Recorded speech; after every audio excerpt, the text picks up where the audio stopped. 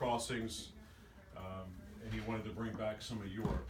So unfortunately, we're going to back or upcharge into 1948. Somebody buys the house. The house has never had electric in it.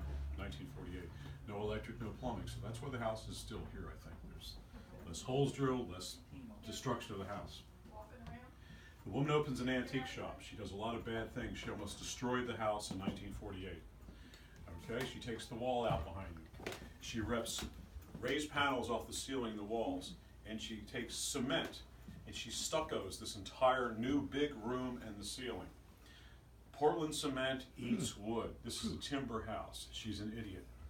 So now it's eaten into a 1/4 inch of all the timbers in the house. Not a good thing. Has to be restored. When I walk in to buy this house, it's sagging a foot down. So you take the bearing wall out, makes a lot of sense. So the wall's back, house is up.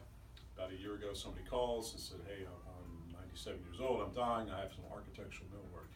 This guy calls me from Maine and purchased all this raised paneling in 1948 and put it in a barn from her. And he's got photographs to show that when it was being taken down. So she raped this room. She wanted to make this room look like a 1700s room instead of an 1813 room.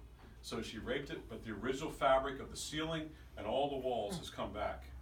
That's amazing. What luck. What luck, yeah, so it's... Real serendipity there. But she took all the windows out of the front of the house, replaced them with 6/6. They should be 9/9. So these I've rebuilt already. So the latest thing was, I guess if she could have had 1/1, one pane over one pane, she would have loved that too. But so I'm going to replace by hand and build all the windows in the front of the house by the end of the era. So And you purchased it? 2 years ago. Okay. Officially, not officially. It actually goes back 4 years. 4 years. It's a lot of work. But really been involved the last couple of years. Okay. Yeah, in the restoration. So Labor of love. figure the restoration's taken about 2 years thus far, but it's probably another 3 years to go. So what I'm going to show you here are the gilded objects. So these are all looking glasses or mirrors that I've conserved or restored. So this is 1650 is the date on it, 1675, and 1695. Louis the 14th, Louis the 15th, Louis the 16th. These are taken from the Chateau de Versailles in France. The one behind you is taken from the Siena Cathedral. Oh, I'm sorry. The one over here is from Florence. And these two here, this is from Venice with the shelf, and this pair is from Venice. Okay. The barometer is dated 1702, done in Paris. The armillary spear is relatively new. It's 1920s, taken from a Hampton estate on Long Island, right on the tip of Long Island. So I know exactly what's in this house because there was an inventory when this house was made in 1813. I was able to purchase a piano dated, I think, 1814, I believe. It's almost a year when the house was built. So it's identical to the piano forte that was here. He had a hammered dulcimer here at the time. He had a floor harp. And a word about the clock. It's a great clock. It's a London clock. And what makes it a great clock? It has a nice body to it, nice figured wood, nice style, but it's done by Brown. Brown was the official horologist of King George III. He lived right around George. He took care of all his scientific instruments. He made them, he serviced them, and he made this clock. And it's engraved across from the King's Muse. That's where his studio was, but Brown lived with King George. And we have a plaque here. It's from Madrid, Spain, dated about 1702, and it's talking about a gentleman's club. So it was on the outside of a gentleman's club. So a gentleman's club, probably some contra type thing like the Masonic order or something that women were not allowed to go into. And I've done all the upholstery pieces, the sofas and the chairs, the frames and the upholstery. It's amazing. Beautiful. So how did the man who had the wood walls and the ceiling, how did he know to contact you? I think he's dying. He's dead now, but I think he was dying. Wait, you said he lives in Maine? He lives in Calais, or they call it Calais. Calais, Yeah. yeah.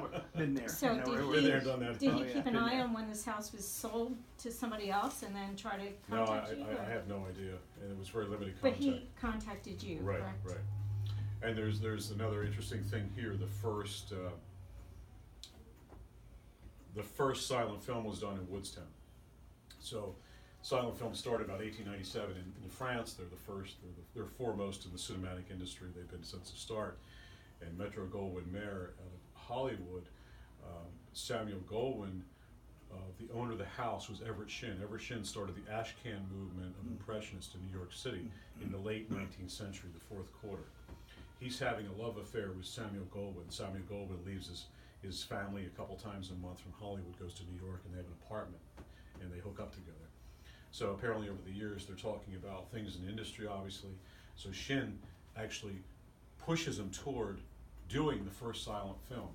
And he said, let's do it in a small town. So Shinn at that point had written a couple plays for Broadway. So Shinn wrote the story of Polly of the Circus, which is the first silent film in America, which was filmed in Woodstown. So he seduced, in that manner, Samuel Goldwyn to produce this film. And the 20 scenes are shot in this house. So this is the house of the first silent movie is done here. Polly of the Circus, it was lost in 1965 in archives of vault fire and found in 1985, I think, in Ottawa, Canada. And it just came out on DVD, I don't know, 4 or 5 years ago. So for $3.99 you can have Polly of the Circus. But it shows the way this town looked in 1917 and the dirt road, the front of the facade of all these houses, and then 20 interior scenes here. Neat. And it was kind of a scandalous thing, particularly in 1917, because, I mean, even in the 50s, they didn't show people sleeping together. You had 2 different beds in a bedroom. There was a preacher living here. He goes to see the circus, which is out near where Cowtown is, just around there. And this young 16-year-old girl is a horseback rider. She falls off. The circus has to leave town. They can't take her because she's injured. So he says, hey, I'll take her back to my house. He lives here. So the preacher brings the 16-year-old back, and he's going to nurse her back to health. And he falls in love with her. And anyway, that's the way the story goes. So, and then it's time for her to leave, and he's heartbroken and all that. So there's scenes upstairs where she's in bed, and he has local women doing nursing things to her wounds and things like that. So it's very interesting stuff. Polly of the Circus. It's actually on the signboard out front. Any other questions, guys? You want to take a walk in the clock room if you want, if you haven't been there? Yes. See what